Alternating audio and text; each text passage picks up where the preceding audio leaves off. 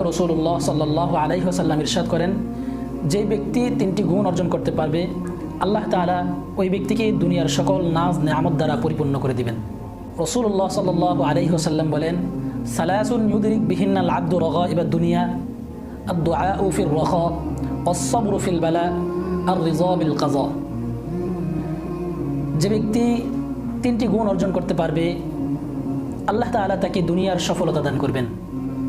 এক নম্বর, আদ-দুআউ ফির রাখা, সুখের সময় বেশি বেশি আল্লাহ তাআলার কাছে যে ব্যক্তি দোয়া করবে।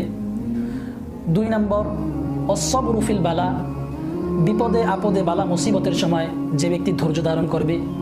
তিন নম্বর, আর-রিযা বিল কাযা, যে ব্যক্তি সর্বদা আল্লাহ তাআলার ফয়সালার উপর সন্তুষ্ট থাকবে। নবীজি সাল্লাল্লাহু আলাইহি ওয়াসাল্লাম বলেন, এই তিনটি গুণ যে ব্যক্তি অর্জন করতে পারবে আল্লাহ তাআলা তাকে দুনিয়ার সকল নাজ নেয়ামত দ্বারা পরিপূর্ণতা দান করবেন।